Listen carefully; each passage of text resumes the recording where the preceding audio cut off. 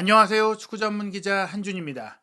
2023 카타르 아시안컵 조별리그 2차전 일정에 이변이 잇따라 발생하고 있습니다.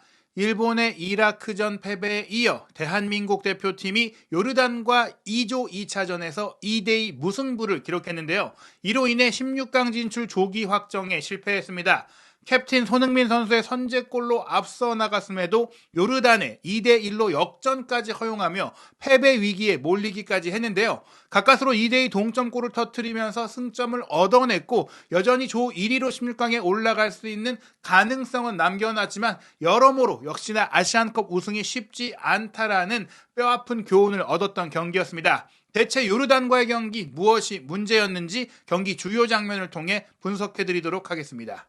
대한민국이 요르단과 2대2로 비기면서 여전히 2조의 2위에 자리하고 있습니다. 요르단이 말레이시아와의 첫 경기에서 4대0으로 크게 이겼기 때문에 양팀 모두 1승 1무 승점 4점이지만 골득 실차에서 앞선 요르단이 1위를 지키고 있는 것인데요. 아시안컵 같은 경우에는 승점이 같을 경우 승자승을 우선으로 하지만 일단 요르단과 한국은 비겼기 때문에 마지막 경기까지 승점이 같은 상황이 된다면은 골득 실차까지 따져보게 됐거든요. 그렇다는 얘기는 대한민국이 말레이시아와의 조별리그 최종전에서 최소한 4골 차 이상의 승리를 거둬서 골득 실차에서 따라잡던지 그리고 다득점을 앞서던지 이런 부분들을 가져가야 되기 때문에 쉽지 않은 미션이 된 것입니다. 즉 일본이 D조의 1위를 차지할 수 없고 2위로 16강에 올라갈 수 있는 상황이 됐는데 이럴 경우 우리가 2조의 1위로 올라가면 만날 수 있는 가능성이 있었지만 우리조차도 이제 2조의 1위를 장담할 수 없는 상황이 됐다. 이렇게 볼 수 있겠습니다.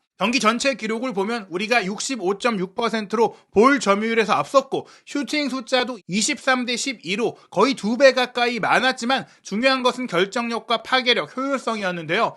우리의 유효 슈팅이 7개, 요르단이 4개였습니다. 그리고 요르단은 이 4개의 슈팅 중에 2개를 득점으로 연결했죠. 사실은 김민재 선수가 알타마리를 앞세운 요르단의 역습 상황을 잘 끊어냈기 때문에 거의 혼자 고군분투하면서 차단했기 때문에 우리가 추가적으로 더 많은 유효 슈팅이나 다른 슈팅 기회를 내주지 않았을 뿐이지 굉장히 어려운 경기를 했다라고 볼 수 있겠습니다. 양팀 선발 명단 살펴보면 우리는 예상했던 대로 지난 바레인전 선발 명단을 유지한 채 십자인대 부상으로 갑작스럽게 이탈하게 된 골키퍼 김승규 선수의 자리만 조현우 선수가 대체한 것이 유일한 변화였습니다. 손흥민 선수와 조규성 선수가 투톱으로 나섰고 왼쪽 측면 미드필더로 이재성, 오른쪽에 이강인, 2명의 중앙 미드필더로 박용우와 황인범, 포백라인에 이기재, 김민재, 정승현, 서령호 선수가 그대로 유지됐는데요. 실제로는 조규성 선수가 최전방 공격수로 올라가고 손흥민 선수가 2선으로 조금 내려오면서 중원 빌드업과 공의 운반과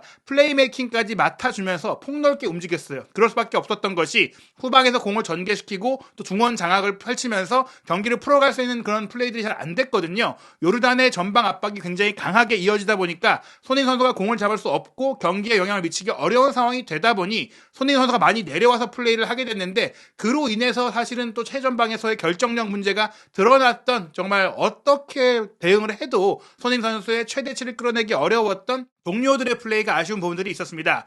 요르단 같은 경우에는 지난 말레이시아와의 경기에서 맹활약을 펼쳤던 선수들이 그대로 출전을 했는데요. 특히 카타르 리그에서 활동하고 있기 때문에 카타르 무대가 익숙한 공격수 알 나이마트와 알 올완 그리고 프랑스 리그앙의 몽펠리에에서 뛰고 있는 요르단의 메시로 불리는 알 타마리 선수가 3톱을 형성했고요. 왼쪽 윙백인 알 마르디 선수가 말레이시아와의 경기에서 2골을 터뜨리면서 최고의 활약을 펼쳤는데 경기를 앞두고 아무트 감독 같은 경우 알 마르디가 햄스트링 부상으로 한국과의 경기에 출전이 어렵다라고 이야기를 했었는데 연막 작전인 것으로 드러났죠. 알 마르디가 그대로 왼쪽 윙백으로 선발 출전을 했고요. 주장인 에샨 하다드가 오른쪽 윙백으로 뛰었고 3백이 배후를 지켰고 아이에드 선수와 알 라시단이 2명의 중앙 미드필더로 굉장히 많이 뛰어주는 전투적인 3-4-3 플레이를 통해서 3백이 문전을 지키고 좌우 윙백이 위아래로 많이 뛰면서 5백도 형성했다가 또 공격 시에는 5명의 공격을 한 번에 달려드는 정말 신속한 현대적인 트렌드에 맞는 전환 축구를 보여주면서 굉장히 수준 높은 플레이를 보여줬습니다.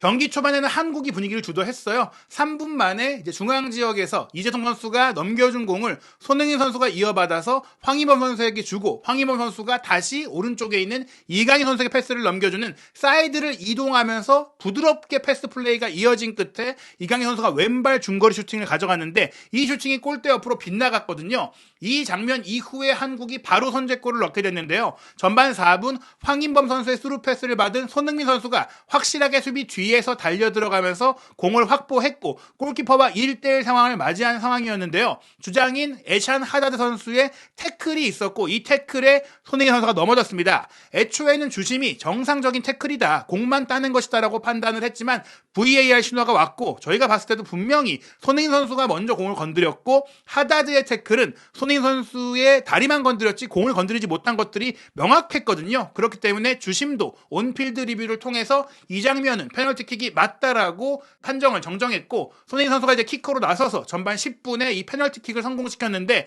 과감한 정말 대담한 그 마음을 보여줬어요. 골키퍼의 정면을 노린 파넨카 킥을 시도했고 이 파넨카 킥에 성공을 하면서 지난 2019 아시안컵 당시 한 골도 넣지 못하면서 8강에서 탈락했던 아쉬움들을 털어내면서 자신의 첫 번째 아시안컵이었던 2011년 대회 그리고 2015년 준우승까지 이끌었던 대회에 이어서 역사상 세 번째 대회에서 득점을 터뜨리며 한국의 리드를 이끌었습니다.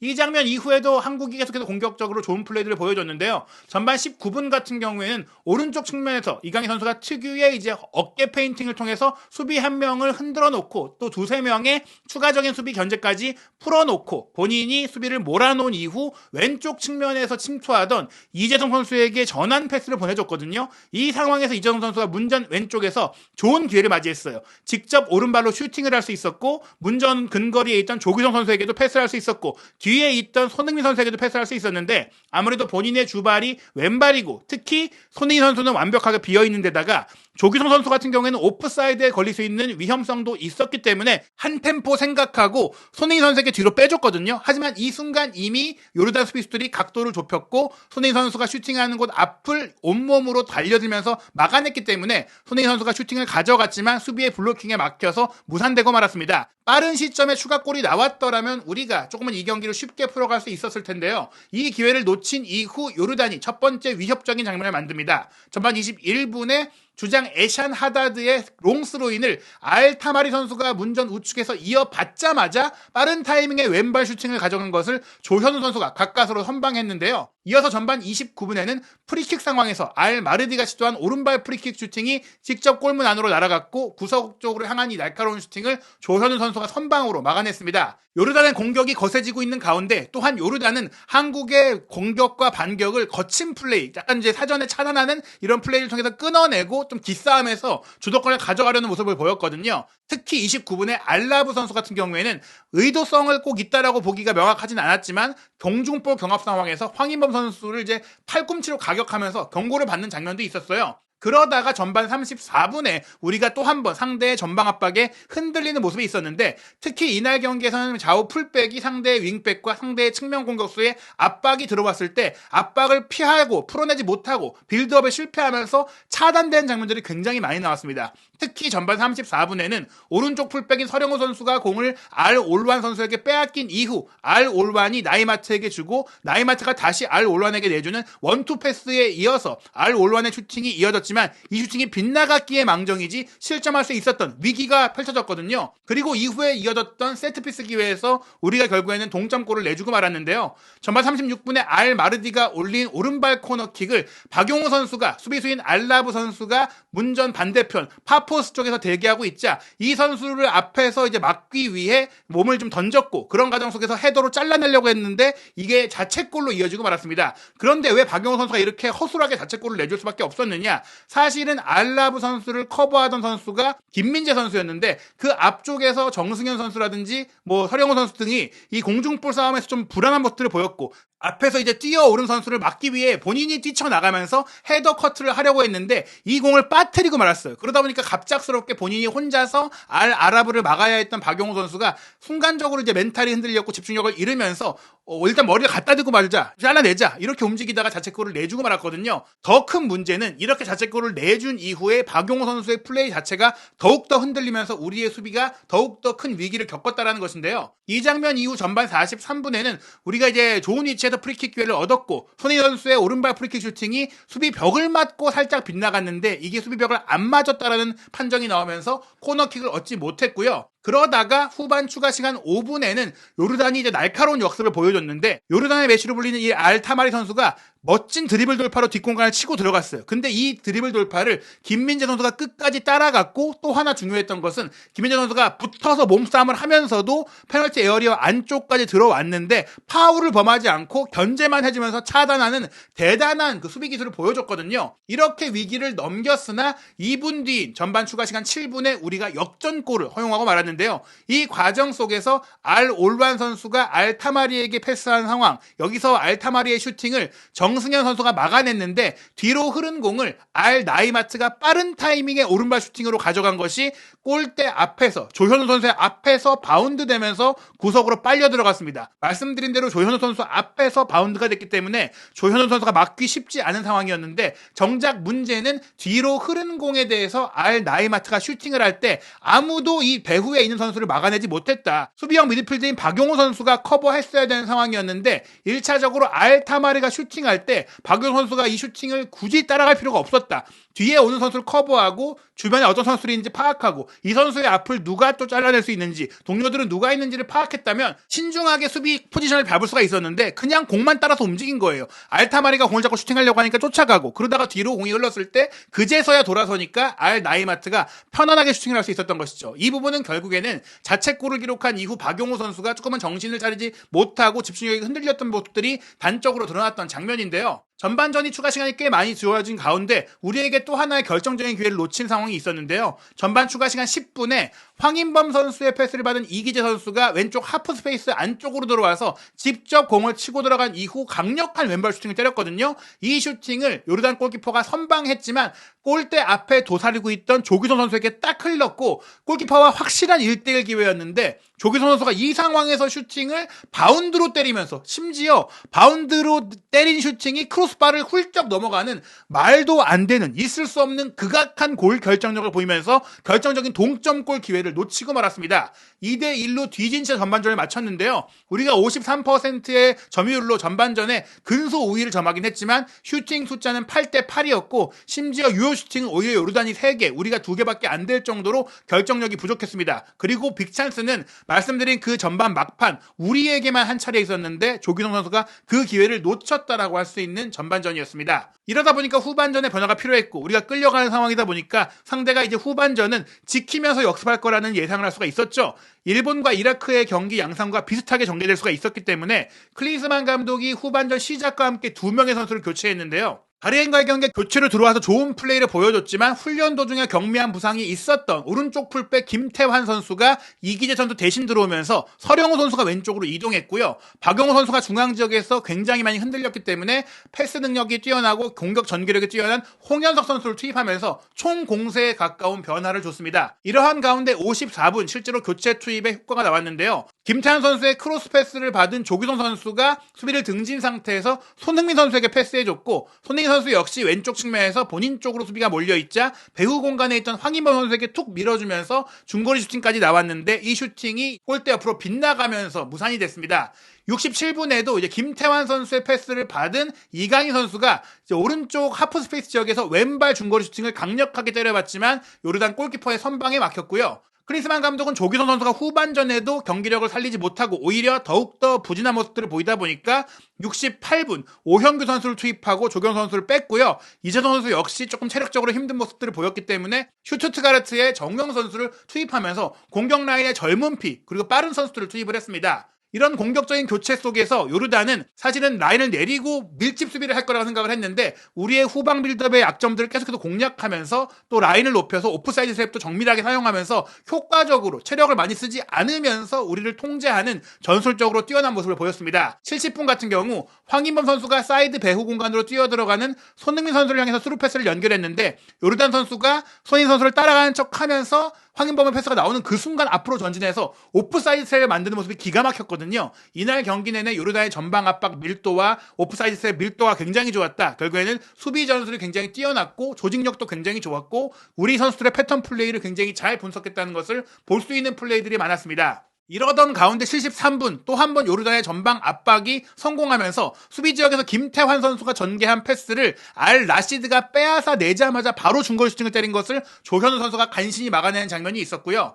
74분에는 요르단이 아이에드와 알 마르디를 빼고 아와드와 하시시를 투입했는데 이 선수가 각각 왼쪽 윙백과 왼쪽 중앙 미드필더였습니다. 즉 후반전에도 이강인 선수를 철저하게 더블 마킹하기 위해서 체력이 떨어진 선수들을 교체해주면서 이강인 선수를 봉쇄한 것이죠. 전후반 내내 지난 경기와 비교했을 때 이강인 선수가 많이 막히고 고전했는데 그 이유는 지속적인 더블팀 마크가 있었기 때문입니다. 78분 이강인 선수가 많이 막혀 있었기 때문에 우리의 공격은 계속해서 왼쪽 측면 위주로 이뤄졌는데요. 황인범 선수의 스루 패스를 받은 손흥민 선수가 역시나 본인 쪽으로 견제가 많이 몰리다 보니까 공을 받는 척하면서 백힐 패스를 그대로 연결하고 정우영 선수에게 연결해줬는데 정우영 선수가 문전 왼쪽에서 시도한 크로스 패스가 허무하게 조금 빗나가는 상황이 있었고요. 82분에는 한국의 공세 속에 흐르는 공을 이강인 선수가 강력한 하프 발리 슈팅으로 가져갔지만 골키퍼의 선방에 막혔고 흘러나온 공을 오형규 선수가 재차 슈팅으로 시도하려고 했지만 슈팅이 아니라 수비를 가격하게 되는 상황이 되면서 공격자 파울이 선언됐습니다. 그래도 막판에 한국의 공격이 계속해서 살아났기 때문에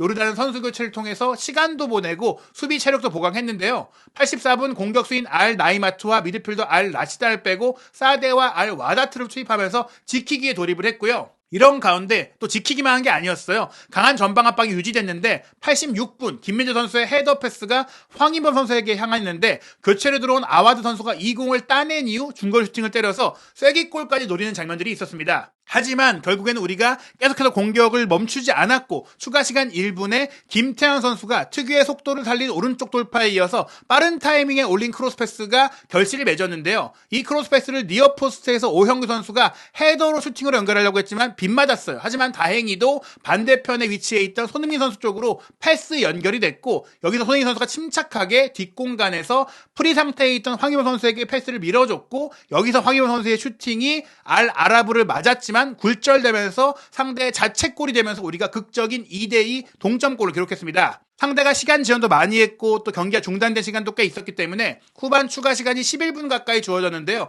우리의 공격은 계속해서 이어졌고 3대2로 뒤집을 수 있다는 희망까지 가졌습니다. 후반 추가 시간 3분에는 이강인 선수가 왼쪽에서 뒤로 빼준 공 황인범 선수를 거쳐서 오형규 선수가 오른발 중거리 슈팅까지 가져갔지만 골대를 벗어났는데요. 크리스만 감독은 후반 추가 시간 4분 지친 황인범 선수를 빼주면서 높이의 강점이 있는 박진섭 선수를 투입했습니다. 그리고 실제로 후반 추가 시간 9분 이강인 선수의 프리킥 크로스를 박진섭 선수가 1차 헤딩 슈팅을 가져갔지만 수비 6탄 방어에 막혔고 재차 헤더 슈팅까지도 수비에 막혔지만 반대편으로 공이 흘러나오면서 홍현석 선수가 왼발 슈팅을 가져갔는데 이 슈팅이 옆그물을 때리면서 우리가 마지막 결정적인 기회까지도 살리지 못했고 요르단은 끝까지 체력적으로 정신적으로 흔들리지 않으면서 결국엔 2대2 무승부로 경기를 마치게 됐습니다. 2조의 1위 결정전이라고 생각했던 요르단과 한국의 경기가 무승부로 끝나면서 모든 경기가 중요해진 2조의 상황인데요. 바레인과 말레이시아 경기가 우리 경기 이후인 1월 20일 오후 11시 30분에 킥오프하게 되는데 이 경기 결과에 따라서 마지막 경기까지 말레이시아도 바레인도 16강 진출의 가능성을 살릴 수가 있기 때문에 정말 우리가 마지막 경기까지 온 힘을 다해야 되는 상황이 됐습니다. 1월 25일 목요일 오후 8시 30분 우리가 김판공 감독의 말레이시아와 경기를 하게 되는데요. 말씀드린 대로 우리가 5대0 이상으로 이겨야만 자력으로 1위를 차지할 수 있는 쉽지 않은 상황이 됐습니다. 최소한 16강에 오르기 위해서 지지 않아야 하는 상황인데 말레이시아가 요르단을 상대로 크게 지긴 했지만 김판공 감독이 한국을 누구보다 잘 아는 감독이라는 점에 있어서 쉽게 볼 수 없습니다. 일본과 인도네시아의 경기가 1월 24일 수요일 밤 8시 30분에 열리는데 한국과 일본 우승 경쟁팀으로 꼽히던 이 두 팀이 2차전 경기에서 이기지 못한 가운데 3차전에는 어떤 드라마가 펼쳐질지 역대급으로 흥미진진한 아시안컵 한준TV에서 모든 소식 확인하시기 바랍니다.